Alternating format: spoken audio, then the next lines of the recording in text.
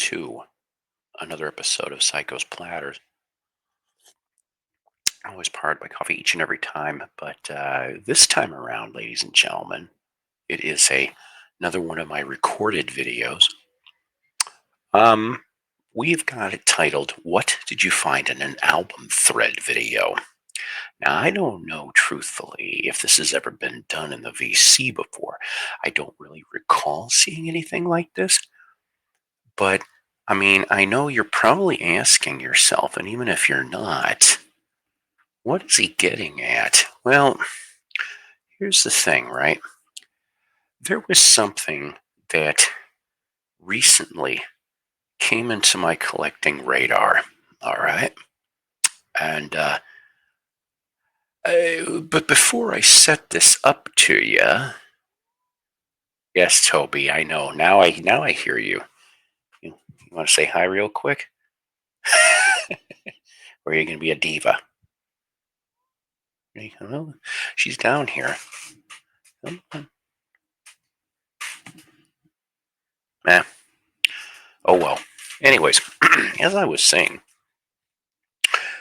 but so if you've gone off and you've collected records as long as I have, which has been 45, a little over 45 years, roughly, I've been collecting. You may come across some really strange things in an album. What have I found over the last 45 years, you may ask? And even if you didn't, I'm going to tell you anyway. Um, I've found the occasional concert stub, which I think I've technically found two. I've got them somewhere in my collection.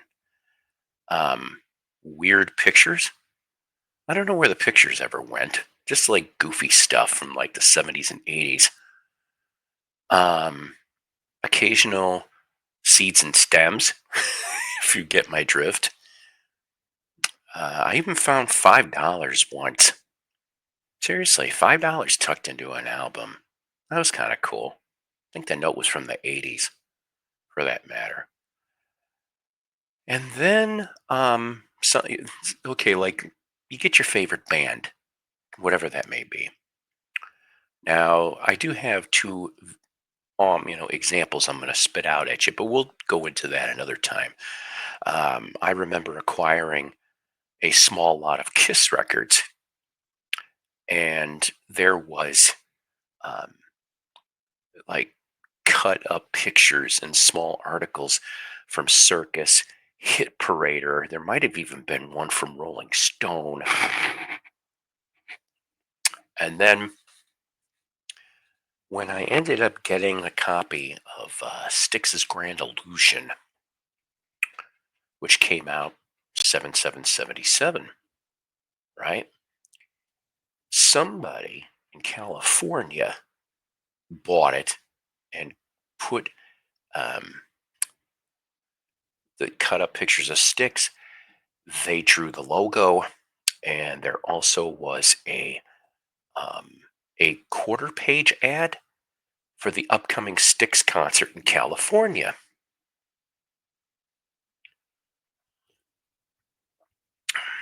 But never have I come across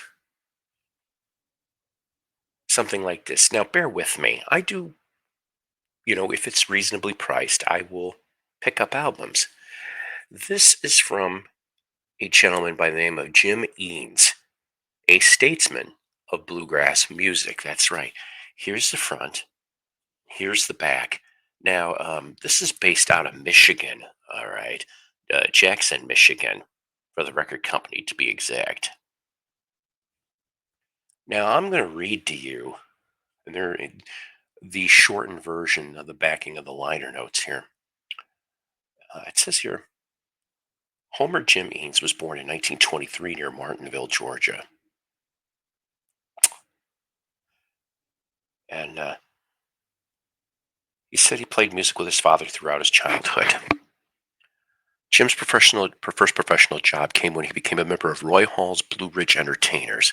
Now, like I said, if you know your country and your bluegrass history, then you're going to know some of this. If not, that's quite all right. Some of this is new to me too. It was with this well-known band that Jim first recorded and gained his first radio experience. Early 1945 found Jim back in Martinsville, holding down a regular job and playing music part-time. Throughout 45 and 46, Jim and Joe Johnson had a band known as Jim and Joe and the Blue Mountain Boys. When the opportunity came, Jim and Joe moved to Knoxville, Tennessee, and joined the Tennessee Barn Dance for nearly a year. In 47, they were invited to come to New York by the National Recording Company and cut more than 30 sides. Only one was ever released from this session. Wow, only one. Jeez. About this time, Jim and Arthur Smith wrote 4 songs that became all-time standards.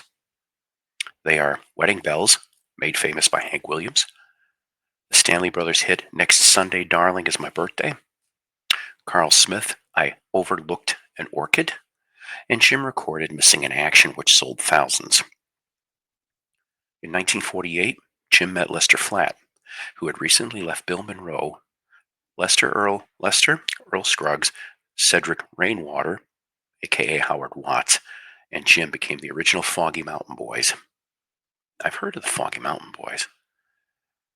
Jim left the newly formed band, however, in a matter of weeks when a telegram came from Bill Monroe asking him to join the Bluegrass Boys on the Grand Ole Opry in Nashville. The Bluegrass Boys at that time were Don Reno, Benny Martin, Joel Price, and Jim. It is unfortunate that this band was not recorded in the year they were together. In 49, Jim entered and won a vocal contest sponsored by Capitol Records. He went to Nashville and recorded with 1 single released from the sessions. The next 2 years, Jim spent working clubs in Hollywood, California, and Detroit, Michigan, and lots of them in between the 2 locations. Back to Virginia this time, Danville, where Jim did a daily radio program on WBTM. Here, he formed the Shenandoah Valley Boys. With this group, Jim again recorded Missing in Action for the Blue Ridge Record Company, located in North Wilkesboro, North Carolina. Single sold over 400,000 copies, so hitting towards gold, but not quite. From this hit, Jim was offered a record contract with Decca, where he would spend the next 4 years. Okay, so you're talking about 51, 52 to about 55, 56. He wrote and cut several hits for Decca, such as Wiggle Worm Wiggle. Through the early 50s, Jim worked in radio in Virginia and played music on weekends. In Nashville, a new record company was being formed, and Jim was one of the first contracted to come and record. This, of course, was Starday Records, where Jim enjoyed such national hits as Little Log Cabin in the Lane. After the Starday stint, Jim pretty much left the road and made his living strictly in radio in Virginia for several years. In 66, he signed on the WWVA Wheeling, West Virginia's World's Original Jamboree as a single. However, he usually appeared on the air with the late Red Smiley and his band, the Bluegrass Cut-Ups. Poor health forced Red into retirement, and Jim stepped in as lead singer with the Cut-Ups for a year. This group cut at least 1 album. These days, Jim may be found almost any weekend at some festival somewhere. He's an MC as a rule, but always sings a few songs at the request of his friends. Jim had been a guest in this Faye McGinnis that wrote at home time to time. His good nature helps him to encounter almost any adverse circumstance, and with his attitude is a pleasure to be around. We had 2 sessions while cutting this album. We not only enjoyed each one, but we simply had a ball. V.E. Edney, fiddle player for the Sunnysiders, reflects the good time of the last session as he sang Cotton Eye Joe. That's right. Now, why am I telling you all of this, right? Well, firstly, let me show you the vinyl. It looks like that. But it was what I found tucked away in here.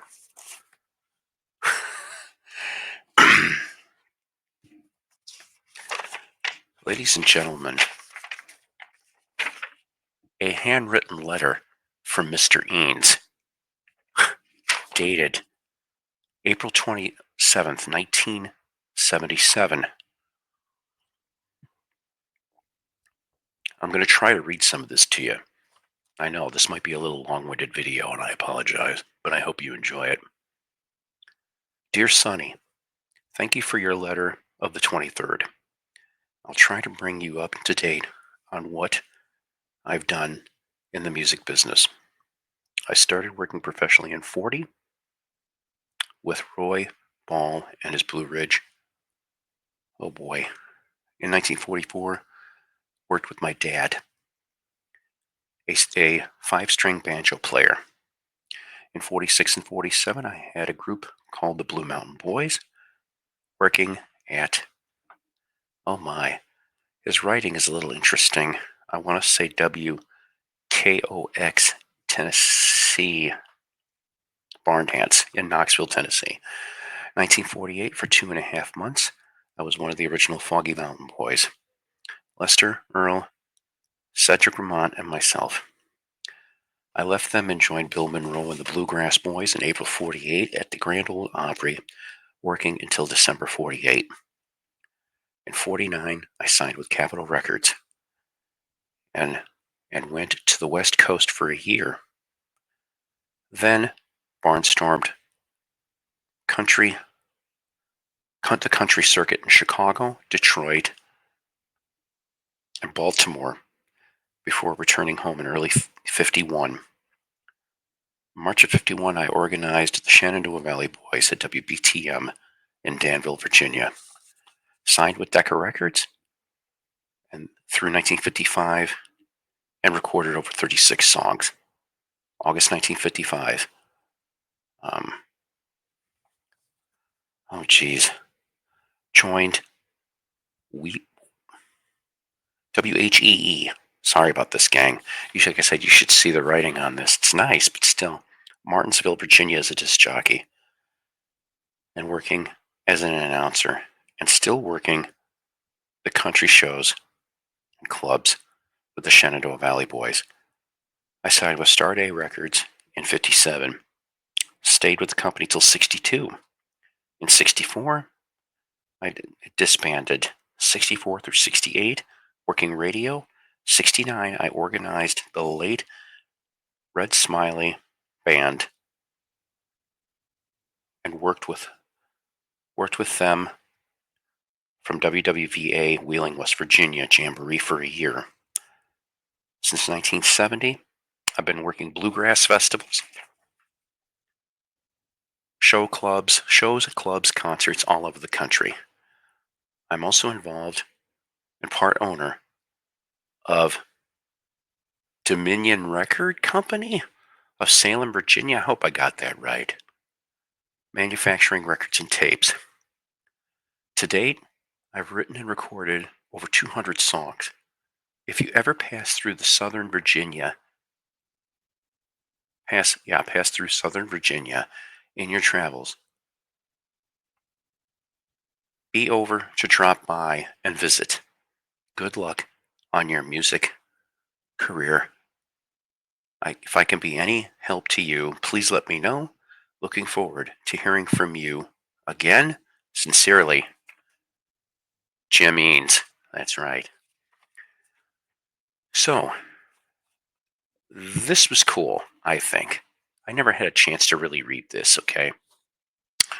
But what I'm getting at is, all right, what have you found in an album?